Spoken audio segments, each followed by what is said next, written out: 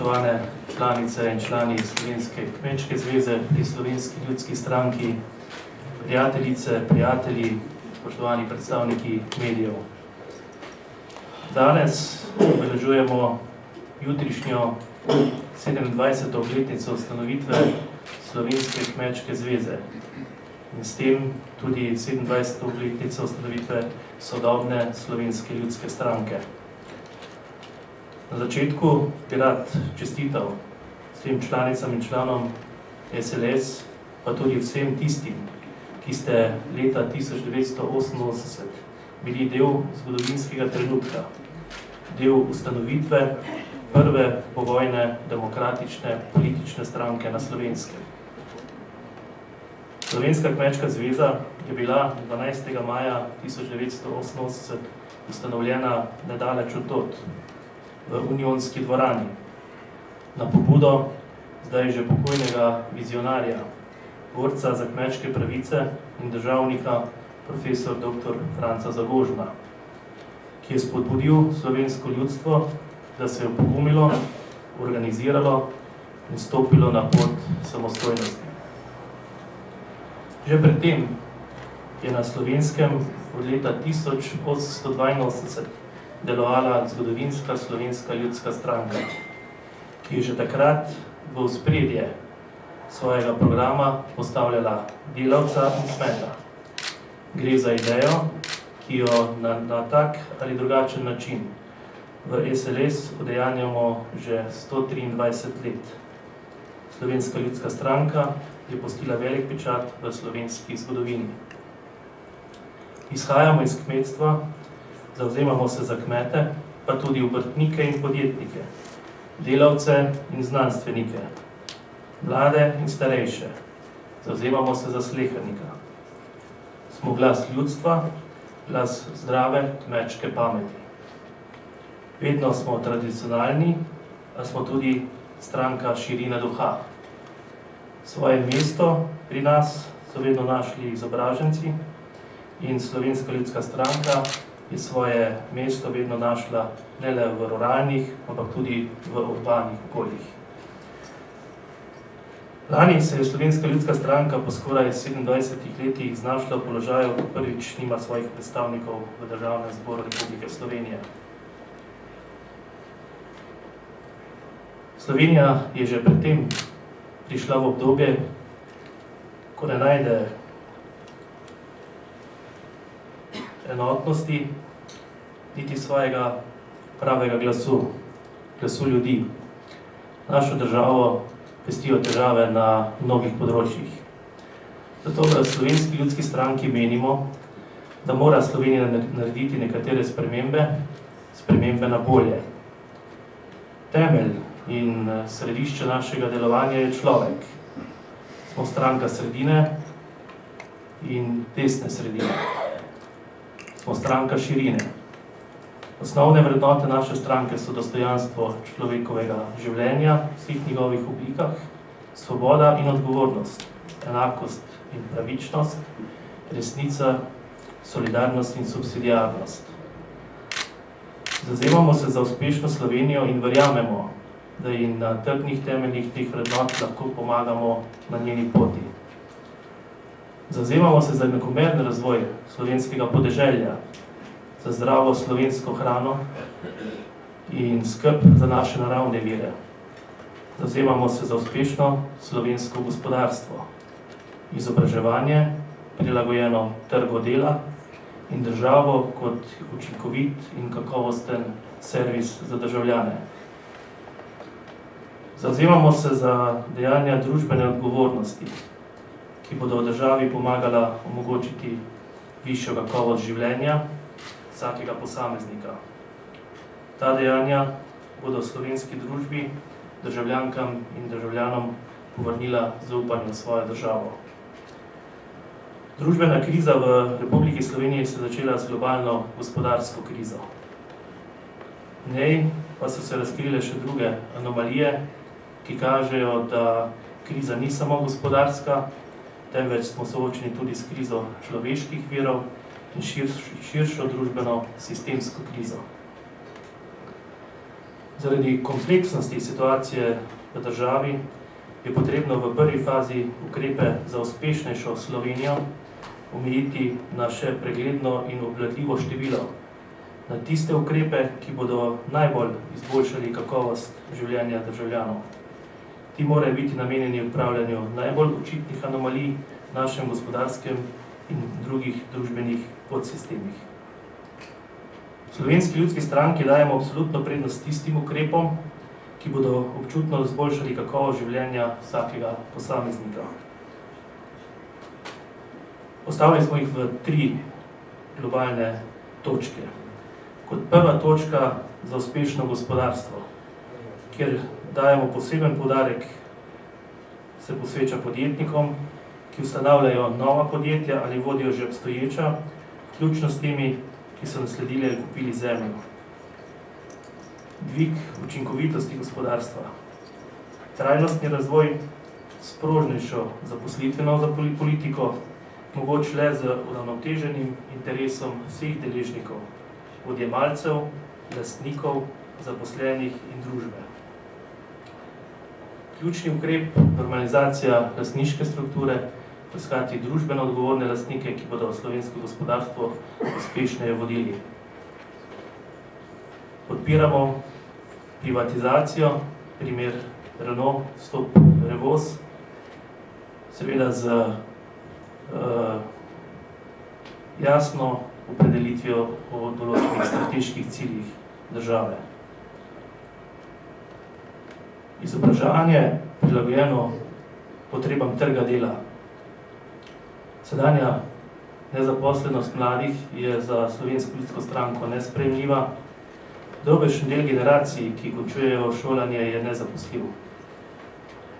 In tukaj je seveda nujen osnovni ukrep uskladitev izobraževalnega sistema s sedanjimi in pričakovanimi prihodnjimi potrebami trga dela.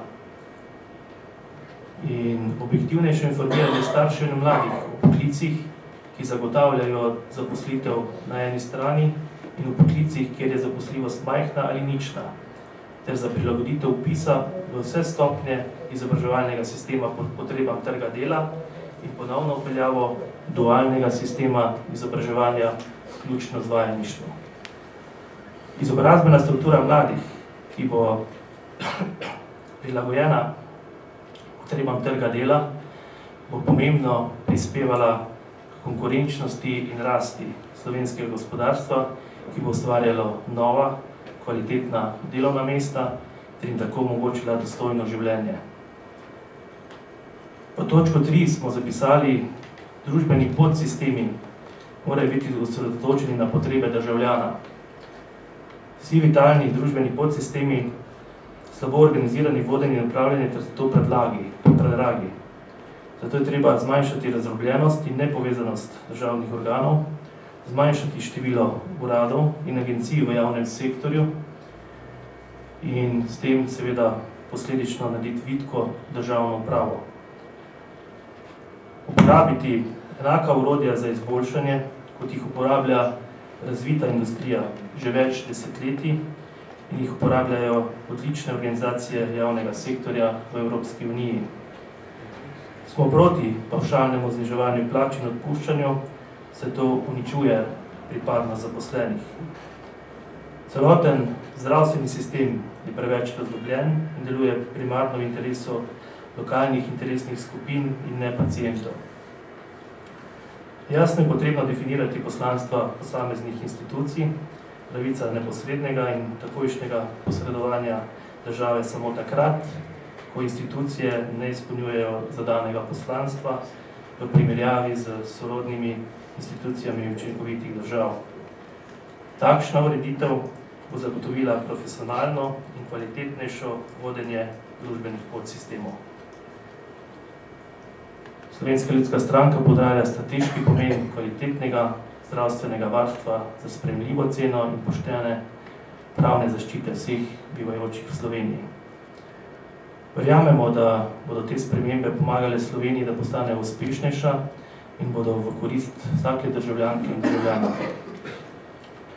Dovolite, da vam še na koncu ponovno izrečem iskrene čestitke ob našem skupnem rojstnem dnevu, da smo ponosni na svojo res dolgotrajno tradicijo, da smo zazrti predvsem v prihodnost, da stopimo na pot odprte desne sredine, s katero sem prepričan, da bomo v kvalitetnih poudarkih sposobni nagovoriti najširši krog državljank in državljanov in bomo s tem seveda pomagali, da bomo živeli v lepem, primernem, uspešnem in za človeka dostojanstvenem okolju, ki mu rečemo država Republika Slovenija.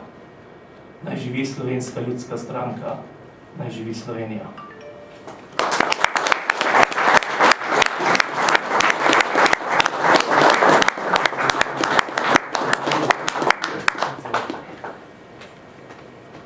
Lep pozdrav tudi v mojem imenu. Izkoristil bi priložnost kot novo izvoljeni predsednik, da prvo pozdravim vse ustanovne člane Slovenske kmečke zveze, vse člane Slovenske ljudske stranke, predsednika Kmetijsko-gozdarske zbornice, gospoda Cvetka Zupančiča, podpredsednika Zveze lastnikov gozdov, gospoda Janeza Bejo, strokovnega tajnika Sindikata kmetov Slovenije, gospoda Jerneja Redeka, predsednico Zveze kmetic Slovenije Ireno Ovle, predsednika Zadružne zveze Slovenije, gospoda Petra Vriska.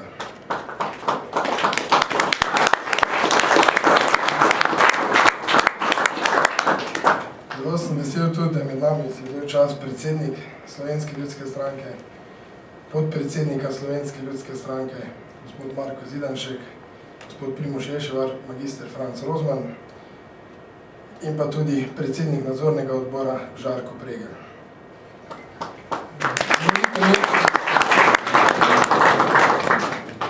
Dovolite mi in ponos mi je, da sem lahko del zgodbe, pomlajene zgodbe, če lahko se tako izrazim, ki ste jo vodili še v prejšnji državi. Predvsem bi se rad zahvalil, izrečenih je bilo mnogo besed, ni bilo pa tiste temeljne, predvsem bi se zahvalil za tist pogum, ki ste ga takrat izkazali, ko ste se upali tudi v Pekrah pokazati, ko se ni vedeli še, kako bo točno, davnega leta 90, bi se lahko tudi obrnili in predvsem vsi tisti pozabljajo, kak pogum je bil med vsemi našimi člani, da so šli in izrazili svojo voljo. Žal se je v letih izgubila ta volja, ampak ne ta močna volja, če lahko rečem v tistem času, in smo tudi sami kmetje postali malo manj aktivni. Žal je tudi to, kar je povedal predsednik, se nam je naredilo na zadnjih državno-zborskih volitvah, da Slovenska ljudska stranka nima predstavnika v parlamentu. S tem smo tudi kmetje izgubili svojega predstavnika, dolgoletnega. Zato se nam je porajalo na zadnjem izvršilnem odboru Slovenske kmečke zveze, da naredimo nekaj v smer, da bomo imeli sami možnost pošteno, demokratično zastopati naše člane in da bo tudi naše besede kmetov in kmetic, kmetstva in podeželja upoštevane. Ne, da bo se igrala neka politična volja vladajoče vlade in izigravanj všečnega dela, ko pa je treba se spoprijeti z trenutnimi težavami, pa gledajo ponavadi na svoj politični rezultat, ne pa na rezultat, kaj bo prinesel slovenskemu podeželju, slovenskemu kmetstvu. Zato dovolite mi, da pozovem vse nevladne organizacije k oblikovanju kmetijskega sporazuma. Mogoče se čuje smešno, ampak če imajo sindikalne organizacije, sindikalni sporazum, mislim, da smo kmetje v tej državi toliko vredni, da lahko imamo kmetijski sporazum. To je pa prišlo na pobudo gospoda Miha Zagožna. In smo skupaj zoblikovali in mislim dal sam kmetijski sporazum bi dejansko zajemal vso aktualno, neaktualno, pomembno tematiko, ki se tiče kmetijstva. Zadali smo si pa na način stanovska organizacija, ki zajema vso kmetijstvo v Sloveniji, je Kmetijsko-gozdarska zbornica. Pri oblikovanju kmetijskega sporazuma bi povabili vse stanovske nevladne kmetijske organizacije, da ga zoblikujemo nas zastopnik bi bila pa Kmetijsko-gozdarska zbornica. V Kmetijsko-gozdarski zbornici smo vsi predstavniki kmetov in vsi lahko tudi preko zbornice izoblikujemo, kaj kmetstvo hoče. Gre se predvsem za to, po zadnjih izkušnjah, po zadnjih leto ali leto pa pol, imamo tako imenovani neformalni svet za kmetijstvo in podeželje pri ministru. Ogromno je bilo prizadevanj z vseh nevladnih organizacij dobronamernega, zelo malo je bilo pa upoštevanega. Žal ima ta svet samo organ posvetovalni, ni pa to organ odločanja. In želimo si, da bi s tem sporazumom pridobili to, da bo mogla Kmetijsko-gozdarska zbornica dati soglasje pri oblikovanju skupne kmetijske politike, davčne politike, pri spreminjanju zakona o kmetijstvu in gozdarstvu, gozdovih in vseh ključnih zadevah, ki so pomembne za slovensko kmetijstvo. Tukaj bi se izrazila prava, demokratična volja dialoga in pa usklajevanja med kmetom, ministrstvom in vlado Republike Slovenije. Ko bo prišlo do takega dobrega dialoga, da bojo obe strani zadovoljne, potem pa lahko rečemo, da nismo uspešni ali pa ne delamo prav. Do takrat, ko pa se naši, predvsem volontersko, predstavniki trudijo, pa gre čez eno oho noter, čez drugo ven in pa še očitati ne moramo, da napravljajo svojega dela. Sam sem bil deležen predvsem pri mladih prevzemnikih, ne bi danes bil kritičen pa izpostavljal težave, ker je bilo dostikrat omenjen tudi v medijah, ampak ni vse tako rožnato, ko se govori. Žal je pa res, da je včasih treba tudi kako nevšečno zadevo narediti za ostale člane in za ostale državljane Republike Slovenije. Zato še enkrat dovolite mi, do odločitve temeljnega tega pobude k oblikovanju in podpisu, kasneje podpisu kmetijskega sporazuma smo se tudi odločili zaradi tega, ker smo v zadnjih letih priče prodaje strateških predelovalnih industrij, ki se bo v letošnjem letu tudi pokazali, kaj bo to prineslo za slovensko kmetijstvo. Predvsem bi rad omenil prodaja ljubljanskih mlekarn, prodaja Mercatorja in pa zadnja tema prodaja žita. Bojim se, po pogovoru s hrvaškimi kolegi, da se lahko tudi naredi najbolj črni scenarij, da bomo slovensko pšenico težko prodali, še teže pa pekli kruh iz nje. Žalosti me, ko sem bral, da se je v državnem zboru so se vzeli 5 ur časa za predelavo konoplje, za konoplo samo, kak je uporabljati v kmetijstvo, ne polnem pa sam, pa sem najmlajši član tu med vami, me lahko kdo starejši popravi, če smo si zdaj vzeli 5 ur časa, kako pšenico bomo predelovali in kako bomo predelovali, kaj si želimo v Sloveniji. Mislim, da je večjega pomena pšenica, kot pa konopla v Sloveniji. Kot sem prej opozoril, ne more biti samo všečne stvari. Zato si želim po korakih. Ta prvega bomo naredili, ali ustvarili sporazum, podpisali, potem si pa želim, da bomo enkrat v zadnjih letih naredili eno drzno kmetijsko politiko, ki bo prinesla rezultat. Ne, da bomo tonili, ki bo nekaj vidnega, ki bo na področju mladih in pa na področju samooskrbe, ko se radi hvalimo, prinesla rezultat. Sam me skrbi, da se bo trend samooskrbe nadaljeval, da se bo trend prenosa kmetij iz starejše generacije na mlajšo ne spremenil. Vsi vemo, da so cilji Ministrstva za kmetijstvo dvignati samooskrbo, dvignati procent mladih prevzemnikov. Ko pa pogledamo nove uredbe, ki so pred vrati, pa ne vidimo rezultatov.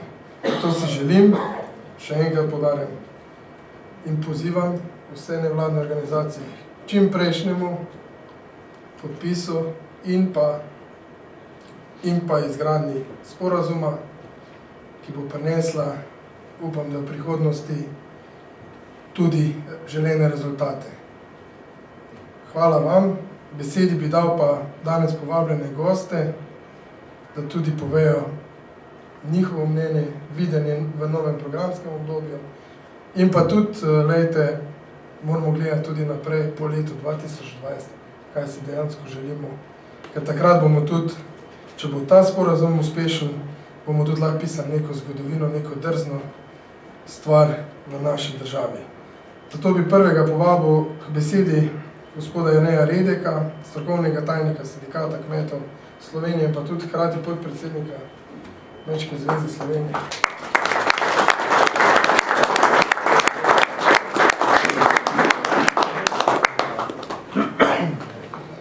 Dobar dan.